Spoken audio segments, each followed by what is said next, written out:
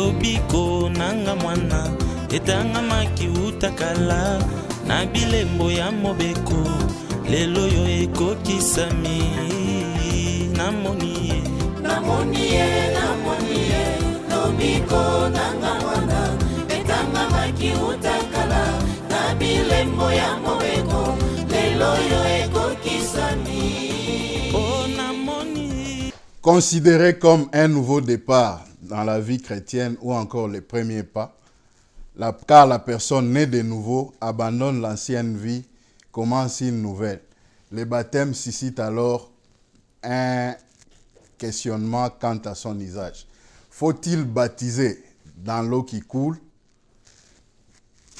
par aspersion au moyen d'un calice ou d'une coupe, sous les drapeaux, dans un endroit aménagé, bref, ou encore en traversant le feu ou entre les jambes d'un pasteur? C'est autour de toutes ces questions que nous allons nous entretenir avec notre invité, le docteur Othniel Kasonga, pour savoir quel est le vrai modèle du baptême qui sauve. Shalom, docteur. Shalom, frère Laurent. Des altérations et différents points de vue quant au baptême d'eau. Les gens disent qu'il est facultatif parce que quand on a déjà accepté Jésus-Christ comme Seigneur et Sauveur, on est déjà sauvé, on n'a pas besoin d'être baptisé. Considérez-vous cet argument? Écoutez, bien-aimé, je ne considère pas cet argument parce qu'il est tordu et d'ailleurs fabriqué de toutes pièces par les ennemis de la saine doctrine. Les hommes méchants qui veulent coûte que coûte entraîner les rétropédalages et d'égarer tous ceux qui sont faibles dans la foi chrétienne. Comme la Bible le dit dans le livre de Timothée au chapitre 3, le verset 13 à 14, que les hommes méchants et imposteurs avanceront toujours plus dans le mal, égarant les autres et égarés eux-mêmes. Voyez? Et la Bible nous exhorte de demeurer fermes dans les choses que nous avons apprises. Voyez? Donc c'est de cette manière que nous ne serons plus comme de petits enfants, ballottés comme des barques par les vagues et emportés ça et là par le vent de toutes sortes d'enseignements, à la merci d'hommes habiles à entraîner les autres dans l'erreur, vous voyez, car personne ne peut ignorer que le baptême d'eau, c'est une recommandation divine. Un des éléments de la parole de Jésus-Christ, suivant Hébreux chapitre 6, le verset 1er, que tout enfant de Dieu, je dis bien tout enfant de Dieu, sans exception, est appelé à se conformer. Cela n'est pas facultatif, bien-aimé, car ne peut entrer dans les royaumes des cieux que celui ou celle qui a cru premièrement à la parole et qui s'est fait baptiser, tel que cela a été déclaré par notre Seigneur Jésus-Christ devant Nicodème, les docteurs de la loi, dans les livres de Jean, au chapitre 3, le verset 5, que si un homme n'est né d'eau ni d'esprit, il ne peut entrer dans le royaume des cieux. Car ce qui est né de la chair est chair, et ce qui est né de l'esprit est esprit. Vous voyez, donc par ces paroles, nous sommes bien d'accord qu'on hérite la vie éternelle que si on est baptisé. Donc le baptême a une très grande importance dans la vie d'un homme, parce qu'il lui permet d'avoir le libre accès dans le royaume des cieux. Mais dans les cas contraires, je dis bien dans les cas contraires, la porte du firmament ou du ciel sera fermée. Mais si le baptême constituait l'unique voie qui amène au salut, comment expliquer le meurtrier qui a été crucifié à côté de Jésus-Christ? Un pécheur de son état, lui qui n'a jamais été baptisé. Jésus-Christ lui a dit, aujourd'hui même, tu seras avec moi au paradis. Vous ne trouvez pas que ces deux versets précités au départ se contredisent? Non, bien aimé. Les Écritures ne peuvent jamais se contredire parce que c'est la bouche de l'Éternel qui a parlé. Suivant d'ailleurs les livres d'Ésaïe au chapitre 34, le verset 16, qui dit « Consultez les livres de l'Éternel et lisez. Aucun d'eux ne fera défaut. Ni l'un ni l'autre ne manqueront. Car sa bouche l'a ordonné et c'est son esprit qui les rassemblera. » Vous voyez, donc c'est l'esprit de Dieu qui rassemble les Écritures et ne peuvent jamais se contredire ni avoir des défauts. Vous voyez, parce qu'il a pris soin d'accoucher par écrit pour notre édification des choses sûres et des paroles vraies, comme cela est dit dans les livres de Proverbes au chapitre 22, le verset 20, que n'ai-je pas déjà mis pour toi, par écrit, des conseils et des réflexions pour t'enseigner des choses sûres et des paroles vraies, afin que tu répondes par les paroles vraies à celui qui t'envoie. Vous voyez, donc les Écritures ne peuvent jamais se contredire, bien-aimé. Mais comment expliquer que cet homme ait la vie sauve sans avoir reçu le baptême? Vous ne trouvez pas que c'est là où se pose le problème? Écoutez, non, il n'y a aucun problème, c'est-à-dire quoi, là-dessus. Cet acte que Jésus-Christ avait fait, d'accorder les saluts à ses métriers à la croix, lui qui n'a jamais été baptisé, relève uniquement de sa souveraineté, vous voyez, car il opère toutes choses selon les conseils de sa volonté, suivant Éphésiens au chapitre 1er, le verset 11. Mais notez que cet acte ne constitue pas une ligne de conduite ou même un élément de la doctrine, vous voyez, dans l'Église, pour que quelqu'un refuse ou s'oppose à se faire baptiser, vous voyez, parce que le seul moyen, je dis bien le seul moyen que le Seigneur a mis pour nous, pour avoir la vie éternelle, et c'est d'ailleurs cela qui constitue la ligne de conduite ou un point doctrinal, c'est de croire à sa parole, comme je venais de le dire tantôt, vous voyez, et de se faire baptiser. Cela a été encore déclaré par notre Seigneur Jésus-Christ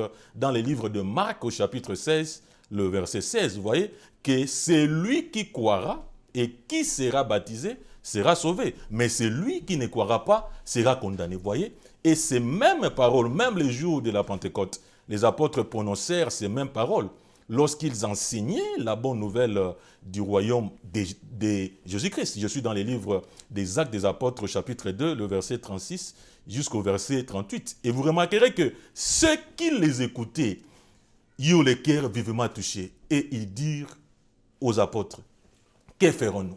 Vous voyez? Et Pierre leur répondit, repentez-vous. Parce qu'avant que la personne ne soit baptisée, il doit d'abord renoncer à ses péchés. Vous voyez? Pour obtenir les pardons. Comme la Bible le dit dans les livres de 1 Jean au chapitre 1er, que si nous confessons nos péchés, il est fidèle et juste pour nous les pardonner et pour nous purifier de toute iniquité. Vous voyez? Car c'est lui qui cache ses transgressions, comme dit le livre des Proverbes chapitre 28, le verset 13, ne prospère point. Mais c'est lui qui les avoue et les délaisse, obtient miséricorde. Et après leur avoir parlé de la repentance, Pierre leur a dit, c'est-à-dire repentez-vous et soyez baptisés au nom de Jésus-Christ pour le pardon des péchés. Vous voyez? Au nom de Jésus-Christ pour le pardon des péchés, afin de recevoir les dons du Saint-Esprit. Voilà donc les moyens que le Seigneur a mis à notre disposition pour avoir la vie éternelle. Docteur, plusieurs altérations autour du modèle de baptême. Aujourd'hui, nous voyons dans différentes églises l'interprétation selon laquelle on doit baptiser au moyen, par aspersion, au moyen d'un calice ou d'une coupe. Il y en a qui baptisent en traversant les feux. Il y en a même, il y a des scandales où vous trouvez un pasteur qui demande aux fidèles de traverser les jambes. Et il appelle ça un modèle de baptême. Il y en a même qui disent que de toutes les façons, bon, il faut baptiser dans l'eau qui coule. Quel est alors le modèle du baptême qui sauve? Vous devez savoir ceci.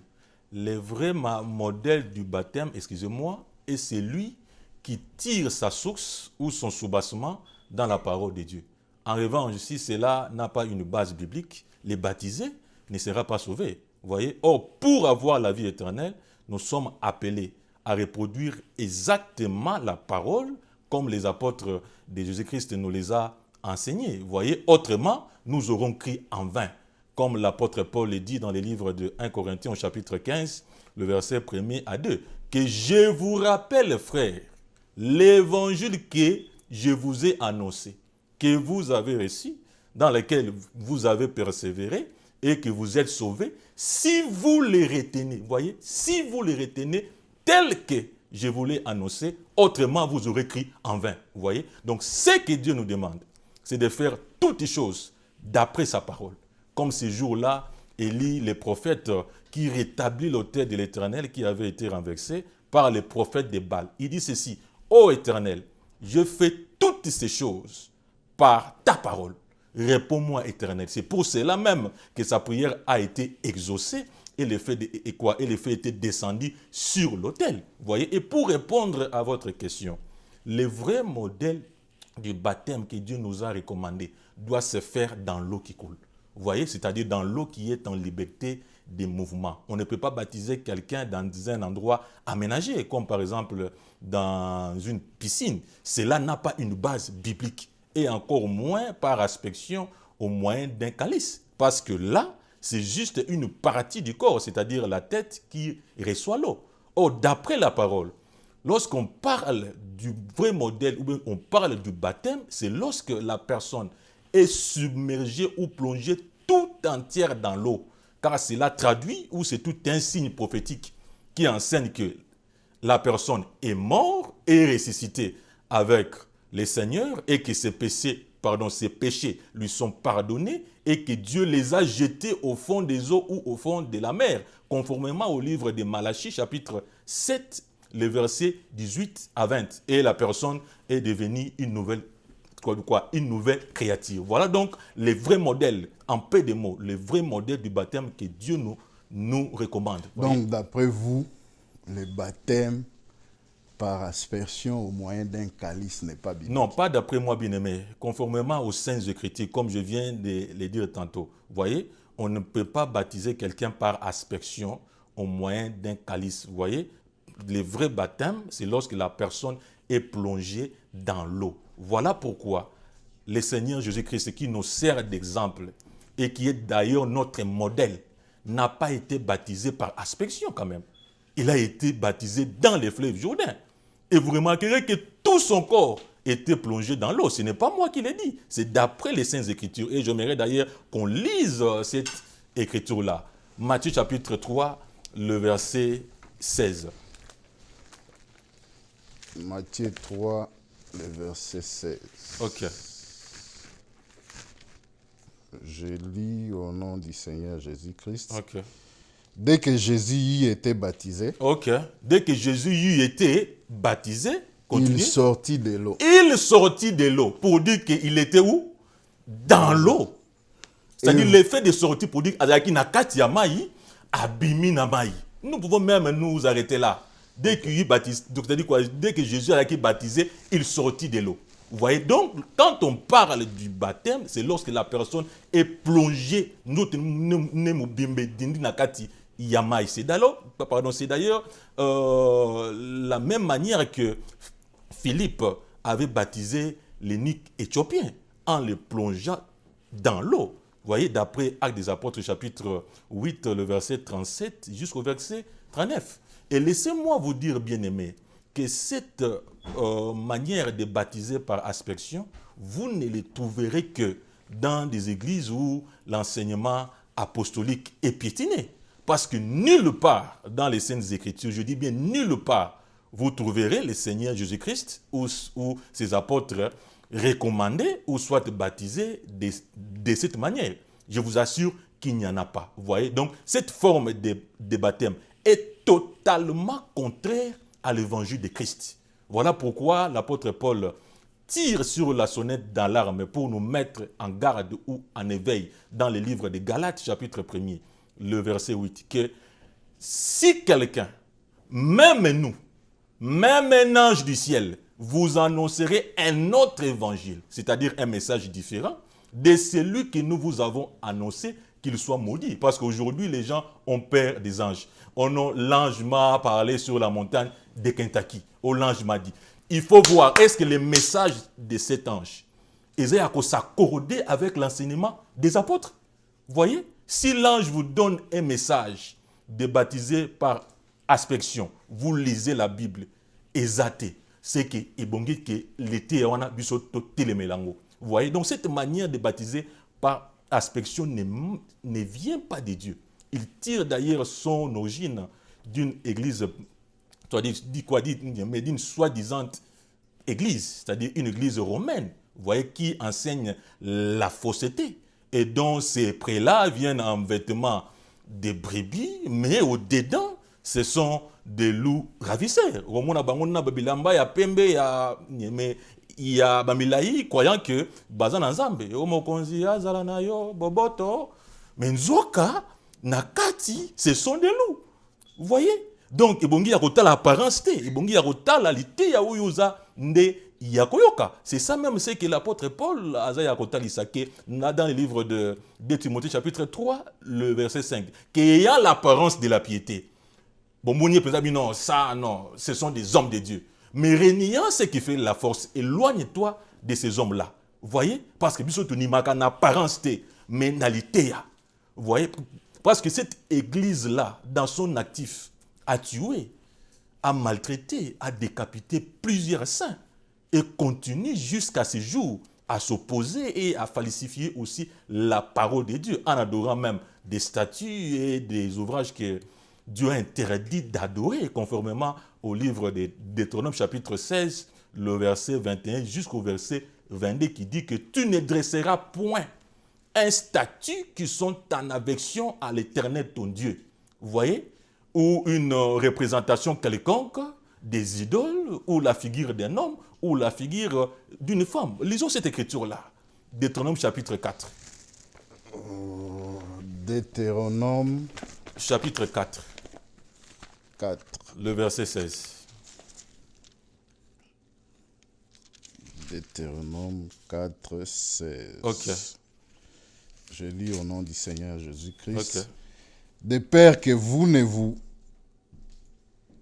corrompiez et que vous ne vous fassiez une image taillée, Ok. une représentation de quelques idoles, Une représentation de quelques idoles. Continuez. la figure d'un homme ou d'une La femme. figure d'un homme ou d'une femme. C'est ce que nous voyons aujourd'hui. Là, vous faites allusion au statut de Marie, la mère de Jésus-Christ. Non, non, non, non. Ce n'est pas un statut de Marie. Statut on est diabolique. Vous voyez? C'est-à-dire est diabolique parce que Nzambe a pékisi imaginons ça. Ça vous dérange en quoi c'est la mère de Jésus-Christ, elle intercède pour nous? Non, non, non, non, non, non, non, non, non, non, non, non, non. Nous savons bien que Marie, c'est notre sœur.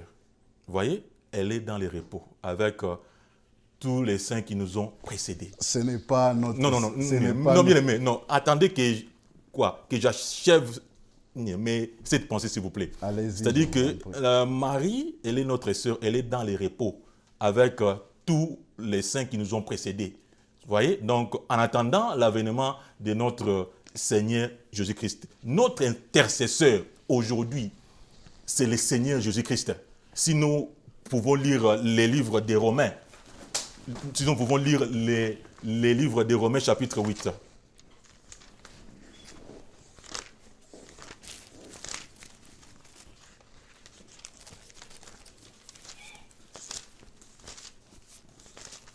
Romains 8, le verset... Romains chapitre 8. Prenez, pour gagner le temps, le verset 26 jusqu'au verset 27. Pour comprendre qui est notre intercesseur. Je lis au nom du Seigneur Jésus-Christ. Ok. De même aussi l'Esprit nous aide dans notre faiblesse, car nous ne savons pas ce qu'il nous convient de demander dans nos prières. Mais l'Esprit lui-même intercède par des soupirs inexprimables. Est-ce que c'est Marie qui intercède? C'est l'Esprit lui-même qui intercède par des soupirs inexprimables. Ok, le verset 27. Et celui qui sonde le cœur connaît quelle est la pensée de l'Esprit. Parce que c'est selon Dieu qu'il intercède en faveur des saints. L'écriture est claire. Parce qu'aujourd'hui, ce que nous voyons, on nos maris prier pour nous, pauvres pécheurs. Non. Que dit encore le livre de 1 Jean chapitre 2? Mes petits enfants, je vous écris ces choses afin que vous ne péchiez point. Et si quelqu'un a péché, nous avons un avocat auprès du Père, Jésus-Christ le juste. C'est lui qui est notre médiateur. Vous voyez, d'après même aussi l'écriture de 1 Timothée.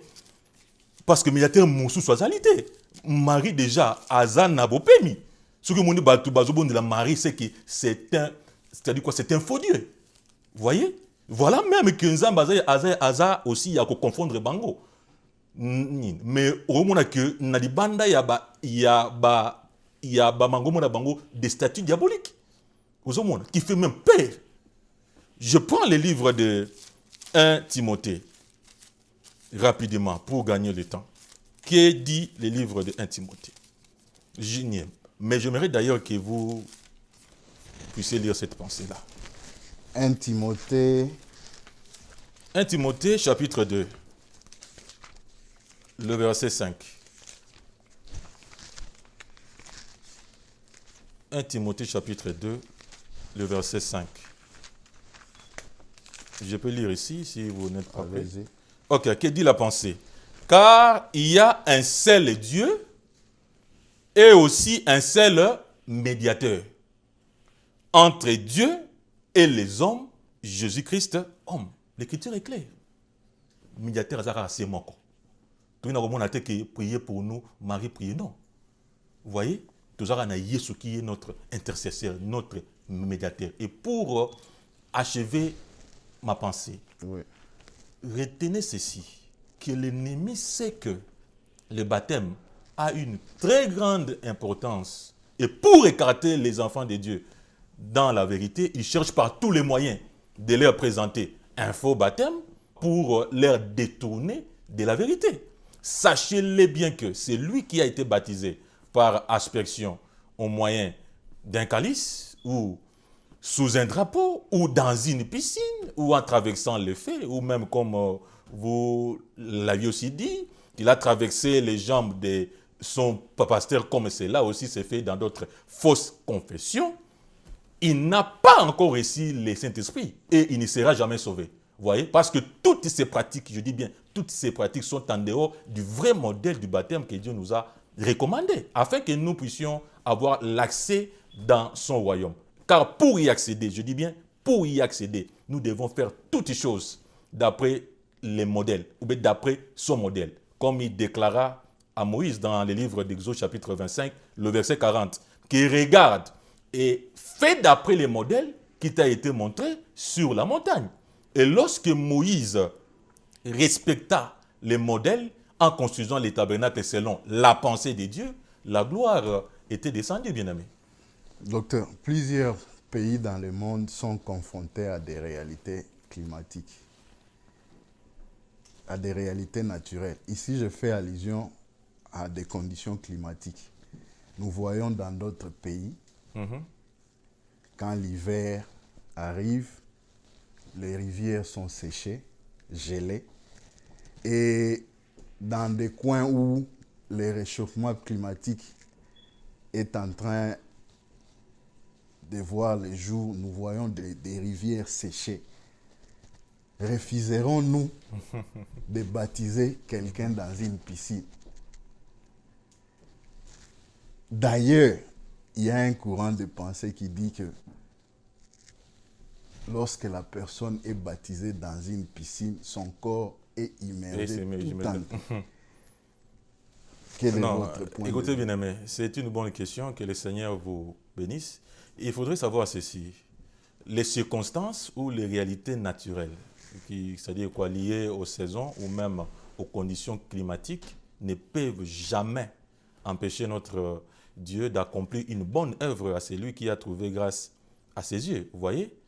Lorsque le Seigneur manifeste le désir de sauver son enfant, il dispose de tous les moyens nécessaires. Et cela se fait au moment ou au temps favorable. Souvent, Ecclésiaste chapitre 3, le verset 11, car il fait toutes bonnes choses en son temps. Vous voyez? Donc, ce qui est impossible aux yeux des hommes, en tout cas, cela est possible à Dieu. Le Seigneur peut permettre que la personne soit baptisée avant l'hiver, vous voyez, ou même pendant l'hiver, ou même après. Il est aussi capable de faire déplacer la personne vers un autre endroit si elle se trouve dans un milieu aride ou désertique, vous voyez, ou pour une autre raison, comme c'était le cas de l'eunuque éthiopien, qui tout voit grâce aux yeux des dieux, il les ramena de l'Éthiopie jusqu'en Israël pour qu'ils soient enseignés et baptisés par le bien-aimé Philippe, d'après Actes des Apôtres, chapitre 8, le verset 26 jusqu'au verset 40. Vous voyez, donc, ce qui est impossible, en tout cas, et pas dans Zambé, et ça possible. Vous voyez, donc, on ne peut pas baptiser quelqu'un dans une piscine pour des raisons climatiques. En Israël, il y avait aussi, ou bien il y a aussi 4 saisons, mais aucune personne n'a été baptisée dans une piscine. Vous voyez, il y avait aussi des piscines à cette époque-là, comme celle de Bethesda. Vous voyez, une piscine d'ailleurs renommée dans, si nous lisons Jean chapitre 5, c'est-à-dire renommée due aux plusieurs miracles opérés dans cet endroit. Car les personnes à mobilité réduite venaient ou bien attendaient les mouvements de l'eau. Car l'ange descendait de temps en temps dans la piscine. Mais aucune personne, je dis bien aucune, n'a été baptisée dans cet endroit. Vous voyez? Et les bien-aimés qui nous suivent doivent savoir ceci. On ne baptise pas n'importe où. Vous voyez? C'est très important parce que Dieu veille aussi sur les lieux du baptême. Vous voyez? Voilà pourquoi l'écriture des Jean, j'aimerais d'ailleurs qu'on lise aussi cette écriture-là. Jean chapitre 3, le verset 23, précise sur les lieux du baptême. Jean-Baptiste, ok. Jean-Baptiste chapitre 3, le verset 23. Que Jean ne baptisait pas n'importe où. Jean chapitre 3, le verset 23.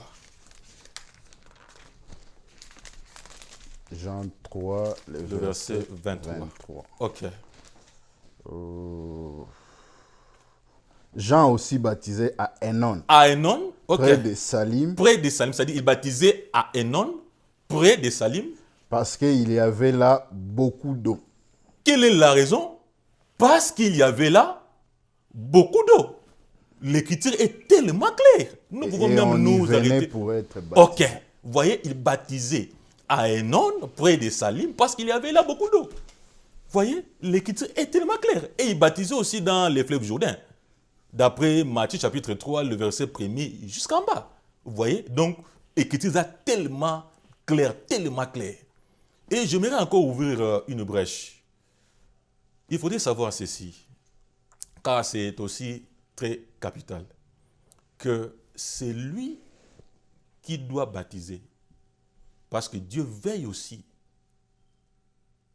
sur la personne qui baptise. C'est-à-dire la personne qui baptise doit aussi, ou bien doit être enrôlée pour ses services. Donc tout le monde n'est pas appelé à baptiser dans l'église. Tout le monde n'est pas appelé à baptiser dans l'église. Vous voyez? C'est sur base de quelle écriture? Il y a d'abord quoi? Je vais d'abord expliquer pour répondre à cette question.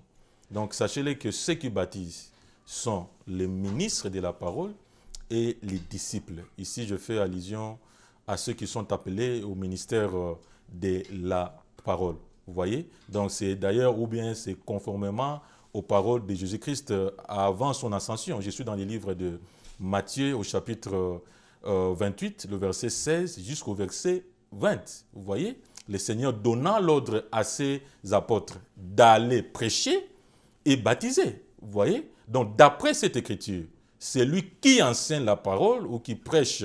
C'est celui-là qui baptise. Vous voyez? Donc par là, il faudrait faire la part des choses. Que les services des baptisés ne concernent pas la femme. Donc, d'après les Saintes Écritures, une femme ne peut pas baptiser. Si même vous la voyez prier avec instance, ayant même la foi jusqu'à transporter les montagnes, ce n'est pas mauvais, ou plus d'ancienneté dans l'Église, mais si elle baptise, je vous le dis sans peur d'être contredit, que ce baptême sera considéré devant Dieu comme un exercice de natation. Ils ont dit que nama, c'est-à-dire passer wana kendaki ne ya rosokolande bandimi nama, c'est-à-dire que ba pique-niquer, balia bakabu et puis donc c'est tout.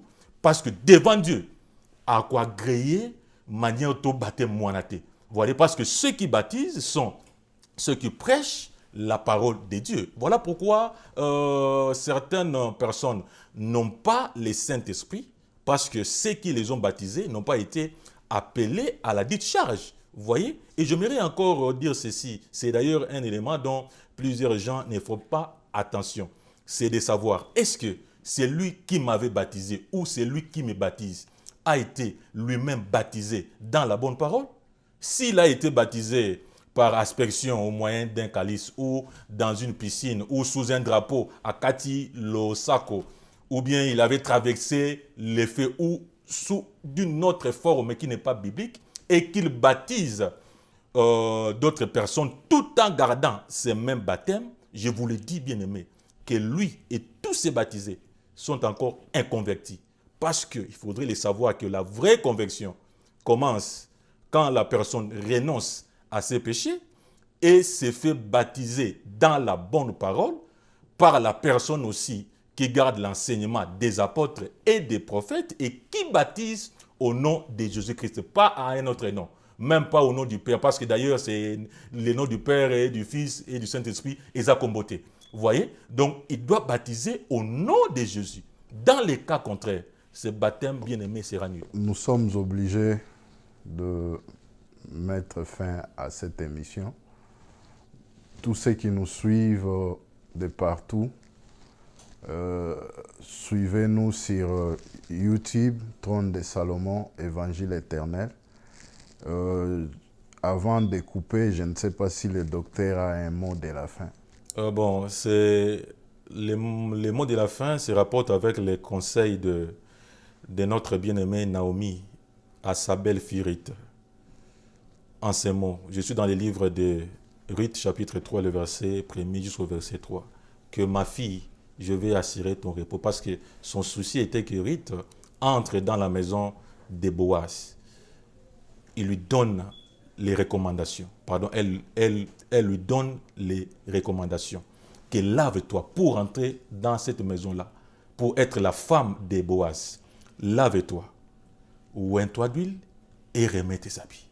C'est ce que aussi l'esprit ministériel nous enseigne ou bien nous recommande de faire pour être la femme ou bien l'épouse de Jésus-Christ. C'est de se laver. C'est la repentance et le baptême d'eau. C'est oindre d'huile. C'est le baptême du Saint-Esprit. Et puis, Kola Tabilamba, ce sont les œuvres justes des saints, d'après Apocalypse chapitre 19. C'est alors que nous aurons part dans la maison de Dieu, ou bien Toro Bengama, l'épouse ya Christ. Voilà les conseils où on a coupé ça en peu de mots dans Bandekonyoso Oyo Baza ya ko Landabiso. N'oubliez pas de vous souscrire sur notre chaîne YouTube Trône de Salomon, Évangile éternel. Merci à la prochaine. Namonie, lobiko nanga mwana, betanga makiuta kala, nabilembo ya mobeko, lelo yo eko kisani. C'était déjà. Non, on redit ça. Pour que les gens souscrivent, il faut dire ça, dire et redire ça. Donc ce n'est pas un péché. Action. N'oubliez pas de vous. Non, c'est carré. Réaction. 3, 2, 1. On y va. N'oubliez pas de vous souscrire sur notre chaîne YouTube Trône de Salomon. Chaîne.